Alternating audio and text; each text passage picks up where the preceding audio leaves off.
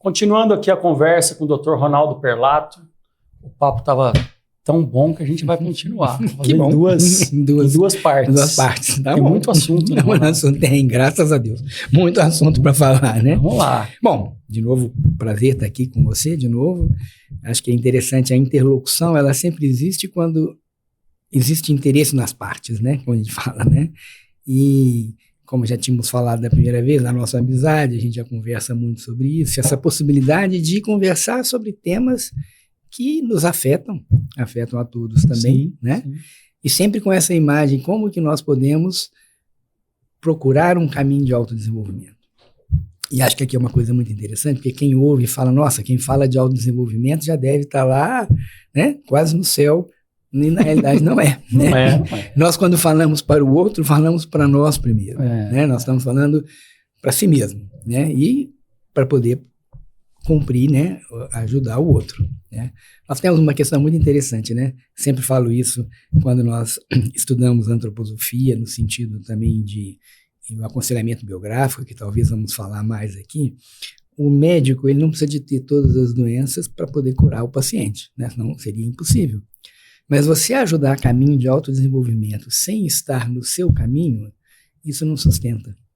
Então, quando a gente fala, são essas as ideias que a antroposofia traz e que nós buscamos trabalhar, é para nos lembrar também que a gente não pode parar de trabalhar, né? Senão você vai parar no meio do caminho. Né? Então, isso é uma jornada. Uma jornada. Né?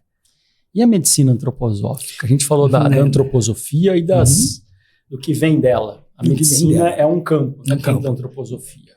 Fala um pouquinho. Então, talvez eu tente fazer até uma junção entre a pedagogia, a medicina e outros aspectos, né? Porque, como eu falei no nosso episódio anterior, a antroposofia, ela foi chamada, né? Foi perguntada pelas pessoas. Ela já existia como um caminho de autodesenvolvimento. Mas pessoas começaram a perguntar, mas o que esse caminho pode ajudar, principalmente se temos situações desafiadoras, né? Então, vários ramos da atividade humana se associaram à antroposofia, mas aqui tem uma questão histórica, né? O Steiner, ele precisava esperar que as pessoas o perguntassem, né? Ele não podia sair por aí, né, falando para as pessoas fazerem as coisas. Ele tinha muito essa visão muito clara que a necessidade precisava existir. Essa era a ideia. Né? E a necessidade não estava nele, a necessidade estava nas pessoas, né? Embora ele, com toda a capacidade que ele tinha, ele podia ver as necessidades, mas ele não deveria perguntar. Não era ele que perguntava, as pessoas que precisavam vir a ele. E assim tiveram vários ramos da atividade, e uma médica, que era a Ita Weckmann, que era uma pessoa que ele conheceu 20 anos antes dela fazer a pergunta, e ele esperou ela fazer 20 anos ela fazer a pergunta. Ela fez a pergunta, como que a gente pode resgatar conhecimentos antigos e que são importantes, né, no sentido daquela evolução que nós fizemos na humanidade, porque com essa evolução que nós já comentamos da outra vez, o ser humano foi cada vez mais se distanciando dessa visão que é além do físico. As necessidades foram se impondo e, naturalmente, como um processo histórico, o ser humano foi precisando conquistar mais essa terra. Lembra de novo da polaridade, né? Então, tudo tem um lado bom e um lado ruim. Nós fomos entrando muito na questão do domínio da matéria e fomos nos afastando de conhecimentos muito antigos. E aí também entra um aspecto interessante, que é uma visão que muitas pessoas têm, que o novo é que é bom. Né? Só o novo é que é bom. O velho já foi ultrapassado. E muitas vezes você vai ver que coisas que eram usadas antigamente tinham o seu sentido. Né? Não vamos deixar de olhar a evolução, mas não esquecendo o que foram as bases da evolução, daquilo que nós falamos que era o humanamente correto, né, nesse desenvolvimento todo. Então, o que a medicina antroposófica se propunha? Era justamente que o ser humano, que os médicos, né, não deixassem de estudar o que a medicina trazia como evolução, mas também buscassem, será que eu não posso encontrar na natureza substâncias não químicas, né, não necessariamente químicas, até porque dentro da medicina galênica, né, você se baseia muito nas plantas. Mas quando você olha mais para trás na história, quando você olha o Paracelso, por exemplo, que era uma pessoa que eu me lembro na época de cursinho, o Paracelso era olhado até ridicularizadamente, né? Mas ele, na realidade, ele tentou trazer o estudo dos metais, por exemplo, que os metais também poderiam ajudar na cura médica, enquanto o galênico vai mais para as plantas, né? E muitos medicamentos nós temos hoje são tirados de plantas, inclusive medicamentos oncológicos são tirados de plantas. Só que o nosso processo, naturalmente, ele precisa de um processo químico para você tirar a substância, né, como se pode dizer, o princípio ativo daquela planta, né? Então, antes mais ou menos paralelo, né, ao Steiner, um pouco antes do Steiner, veio o Hahnemann, que falava da homeopatia. E o que era a homeopatia? Era você dinamizava uma substância, né, e que era capaz de produzir uma doença e ela podia curar.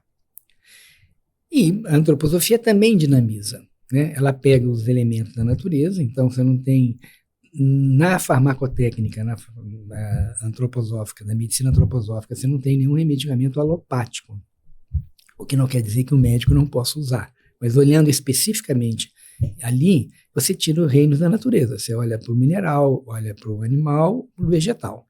Então você cria medicamentos, né? Não cria, você aproveita o elemento, dinamiza.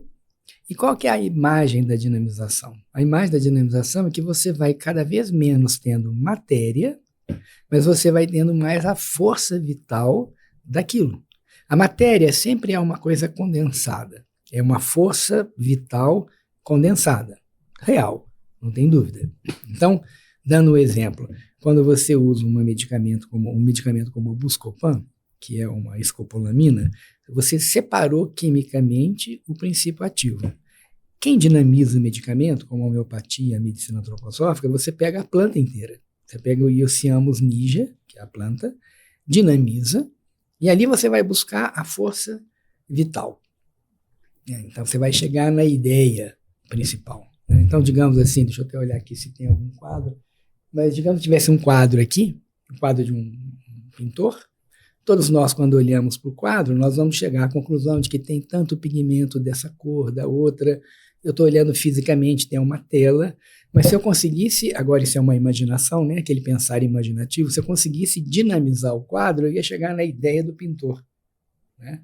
Então, quando nós pensamos assim, que eu uso um medicamento que foi criado por uma lei, né, daquela sabedoria que nós comentamos da outra vez, né, que as plantas e os animais vivem nessa sabedoria, quando eu dinamizo um medicamento, eu estou chegando na ideia. E o que essa ideia faz? Ela vai, ao ser introduzida no organismo de uma pessoa doente, ela não vai agir contra a doença, né, como é o princípio alopático, né, que não estamos aqui criticando, ele precisa também, mas se eu dou um antiespasmódico, como o Buscopan, eu estou dando um remédio para cólica. Se eu dou um antibiótico, eu estou dando um remédio para tirar a vida de uma bactéria. Tudo bem, em muitos momentos é isso que a gente precisa mesmo. Mas assim como nós pensamos no que gera a saúde, né? Se eu introduzo um medicamento que vai estimular o organismo a ele por si próprio responder, é uma forma menos dramática do que usar um medicamento que age por você, né? Isso nós vemos muito objetivamente quando você vê pessoas que têm doenças de repetição, situações clínicas de repetição. Pneumonia de repetição, amigdalite de repetição, cistite de repetição. Se toda vez eu dou um antibiótico, né, para essas situações, vai resolver o problema. Vai resolver o problema da bactéria, né, ou do vírus, seja o que for. Eu não estou respondendo, o organismo não está aprendendo a responder. Quando isso acontece uma única vez, o Ivo teve uma pneumonia comunitária. Eu vou lá, te dou um antibiótico, seu organismo responde, tudo bem. Você começa a vir 3, 4 vezes, ela não sai da pneumonia, alguma coisa não está dando certo, porque o antibiótico está só atuando sobre a bactéria, que na realidade, como médico nós sabemos, a maioria das bactérias, os protozoários, tudo que nós temos que causam doença, estão conosco. O organismo tem um sistema de autorregulação.